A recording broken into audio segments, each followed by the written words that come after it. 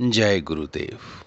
शक्तिपात कुंडलिनी महायोग भाग 20 से आगे।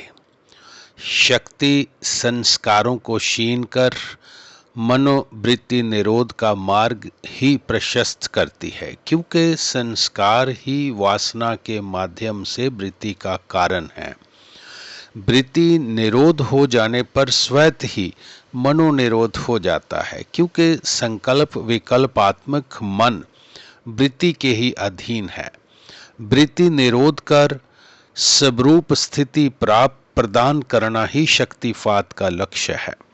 शारीरिक, मानसिक तथा वाणी की क्रियाएं तो होती ही हैं, प्राणायाम भी स्वयमेव होता हो तो आंतरकुंभक तो कभी बाह्य कभी स्वयं वृत्ति, जिस सूक्ष्म इंद्रियां मन में, मन बुद्धि में, बुद्धि अहम में, तो अहम शक्ति को लेकर आत्मा में विलीन हो जाता है, तब आत्मा तथा चित्त का तथाकथित मिथ्या तादात्म्य टूट जाता है, चित्त निरुद्ध हो जाता है। यही प्रतिप्रसव क्रम है। किंतु ये सभी कुछ होता शक्ति की जागृति से ही है। जागृति चाहे साधना से प्राप्त हो, चाहे शक्तिपात की दीक्षा से। इसके लिए शक्ति जागृति के पश्चात भी साधक को सावधान रहने की आवश्यकता है, वरन कुछ अधिक ही सावधानी अपेक्षित है, क्योंकि शक्ति जब संस्कारों को क्रियाओं में परिणत करती है तो अशुभ संस्कार भी क्रिया में प्रकट होते हैं, जिससे कई बार चित्त में विकार बड़े वेग से तरंगित हो उठते हैं।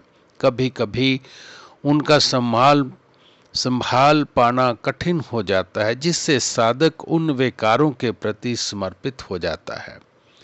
साधक को अपने साधन की निरंतरता बनाए रखने के लिए सजग बना रहना चाहिए। अच्छा तो यही है कि साधन का समय तथा स्थान निश्चित हो। गुरु दीक्षा। गुरु दीक्षा के लिए साधक को ही गुरु के समक्ष प्रार्थना करनी होती है। गुरु शिष्य का संबंध पिता पुत्र वत होता है, जिससे शिष्य में श्रद्धा का भाव तथा गुरु में कृपा का भाव प्रधान है। यदि गुरु प्रसन्न होकर दीक्षा देने की स्वीकृति प्रदान कर दें तो शिष्य को यहाँ कहें तथा जब कहें शिष्य को 100 काम छोड़कर भी पहुंच जाना चाहिए। ध्यान रहे कि गुरु दीक्षा जीवन में केवल एक ही बार होती है। यद्यपि कुछ लोगों को बार बार दीक्षा लेने का स्वभाव होता है, किंतु ये कोई अच्छी बात नहीं। जब तक विशेष कारण ना हो, एक ही दीक्षा में संतोष करना चाहिए। दीक्षा के लिए गुरु गृह में 3 रात्रि कम से कम ठहरने का विधान है। गुरु अपने मुख से किसी के सामने अपनी आवश्यकताओं का रोना नहीं रोते, किंतु शिष्य का यथाशक्ति उनकी पूर्ति का प्रयत्न करते रहना चाहिए। गुरु दीक्षा दृष्टि, मंत्र अथवा स्पर्श से किसी भी प्रकार से हो सकती है।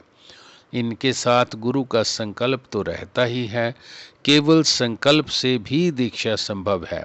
अधिकारी भेद से दीक्षा 3 प्रकार की है। सर्वोत्तम अधिकारी को तत्काल फल प्राप्त होती है, मध्यम अधिकारी को थोड़ी देर लगती है तथा मंद अधिकारी को उससे भी अधिक समय लग जाता है। फिर आणवी शक्ति तथा शांभवी 3 प्रकार की दीक्षा होती है, जिसमें प्रयत्न पूर्वक किसी साधन पद्धति के अभ्यास करने के लिए कहा जाए, वह आणवी दीक्षा है। जिसमें शक्ति की अपने से भिन्न प्रतीति हो तथा शक्ति की क्रियाशीलता अनुभव हो, वह शक्ति दीक्षा है। जिसमें शक्ति की जागृति के पश्चात शक्ति की अपने से अभिन्नता अनुभव हो, वह शांभवी है। यह दीक्षा सामर्थ्य गुरु तथा परम अधिकारी शिष्य के मिलन से संभव होती है। यहाँ केवल शक्तिपात दीक्षा की बात ही कही गई है। महाराज श्री अपने द्वारा रचित इन शक्तिपात सूत्रों की व्याख्या कहीं विस्तार से लिखी है तो कहीं संकेत मात्र दे दिया है। यहाँ उन्होंने विस्तार से लिख दिया है, उन सूत्रों पर यहाँ प्रकाश नहीं डाला गया। ना तो सभी सूत्र यहाँ सम्मिलित किए गए हैं, क्योंकि ये भूमिका मात्र है। कई सूत्रों की टीका नहीं, यहाँ महाराज श्री के विचारों का पूरा ध्यान रखा गया है। फिर भी यदि कहीं कुछ अन्यथा कहा गया हो तो महाराज श्री आज्ञावालिक समझकर क्षमा करें, तथा पाठकों से भी आग्रह है कि वे महाराज श्री जी के विचार को ही ग्रहण करें। आशा है कि ये शक्तिपात सूत्र पूर्वत शक्तिपात साधकों के लिए प्रकाश स्तंभ का कार्य करते रहेंगे। गुरु महाराज सभी का कल्याण करें। जय गुरुदेव।